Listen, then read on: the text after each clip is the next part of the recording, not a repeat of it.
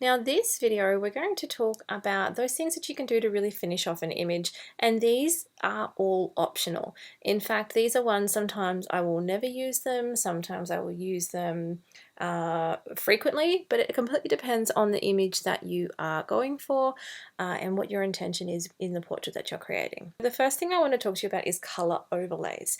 Now I really like the tones in this. It's really got that vibe that I was going for, that really light, airy, feminine, flowers, happiness. But what we can do is add a color overlay or a gradient overlay and play around with colors that mix with the tones underneath it. So what we're going to do is go down here. We've got our color layer selected. We're going to click on our adjustment layer, and up the top here we've got solid color or gradient. So I'm going to click on solid color. It's going to bring up a color. Now I'm going to go and pick a color that I think might complement what's underneath it. So I'm just going to go for a blue. I'm going to pick a random one because we can change it. Now blue and pink, purpley tones I think look quite nice together. So I'm going to leave that on.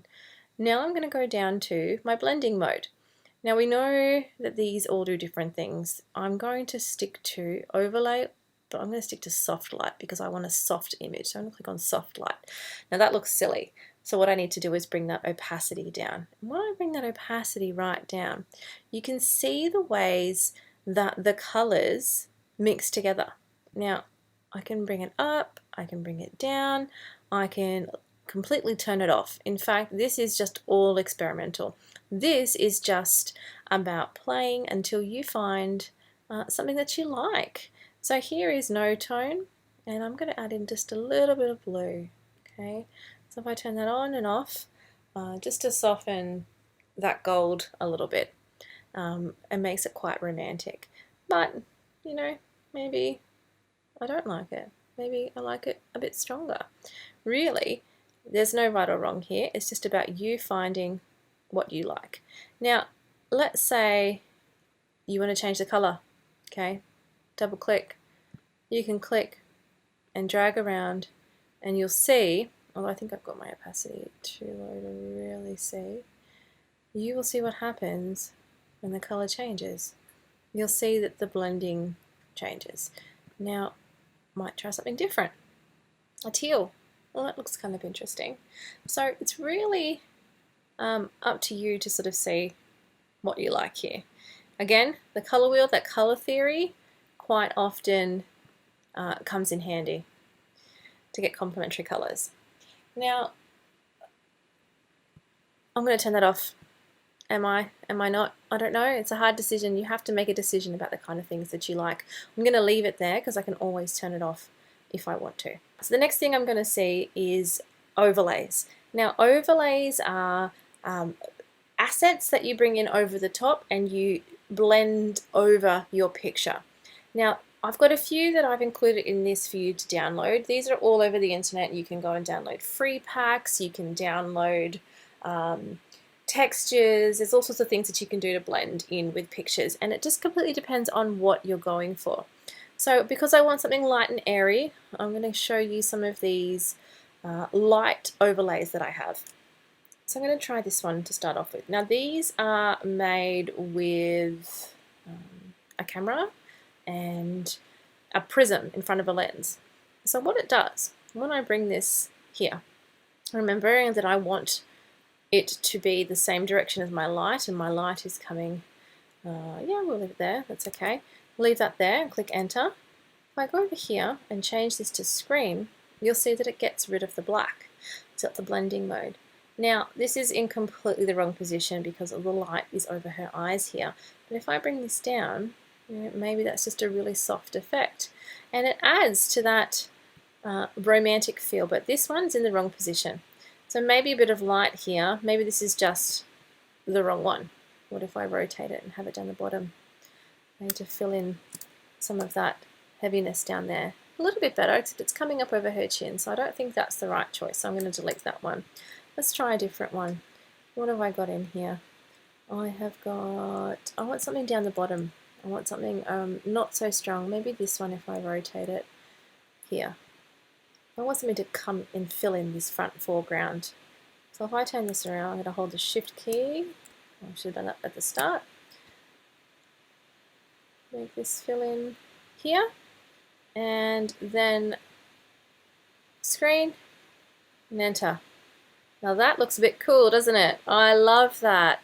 That just throws in a bit of light and a bit more interest. Now I can see that I haven't quite made it large enough, so I'm going to make that a little bit bigger so that it covers the whole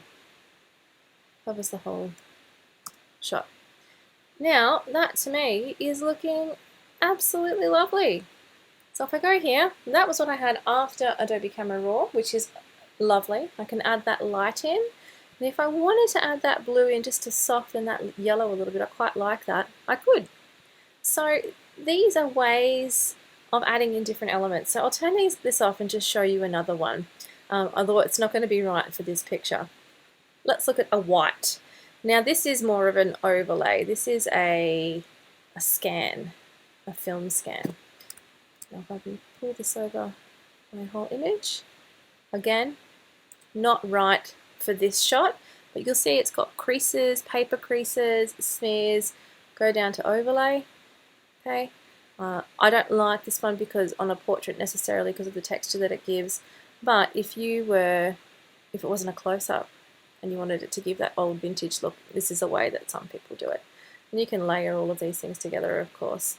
So that is a bit of a brief tutorial, probably not that brief actually, on ways that you can edit a portrait creatively in Photoshop. I'm going to export two versions because quite often when I can't decide what I like, the best thing I do is export two. I bring them up side by side, so why don't I do that now? So I'm going to export this one, File, Export, Export As. I'm going to make sure that it's on JPEG and not PNG. And I'm going to go Export All. I'm going to go Miss Price 1. I've already got an export folder there. I'll wait for that to export. Now I'm going to put that blue back on. I'm going to go File, Export, Export As, JPEG, Miss Price 2.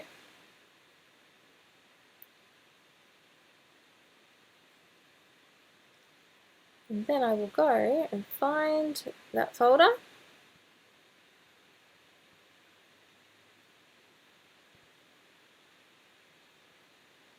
Put them up together like this. And sometimes just make them a little bit smaller. And again, have a bit of a think about what I like. This is a good time to walk away, okay, go do something else, come back again in another half hour, and I'm thinking I'm really leaning towards this one just looking at it. I love this as well, but I'm thinking that the golden light is really what I'm going for, and I think it really fits the mood of this one here. So I'm going to call it a day and say that this one here, Miss Price 1, is my final portrait. So I hope you guys have learned a lot in this tutorial series. Like I said, this is my approach. This is the way that I like to edit portraits because this is a style that I like to create. You can create whatever style you like. All of the tools are there for you and you pretty much have them at your fingertips to experiment. And that's what we're going to do over the next few weeks, experiment. So your self-portrait challenge, which is next week, plan, shoot, and edit using this process. I want to see what you can come up with. I think it's going to be a lot of fun, and I hope you have a lot of fun learning these tools and seeing what you can make.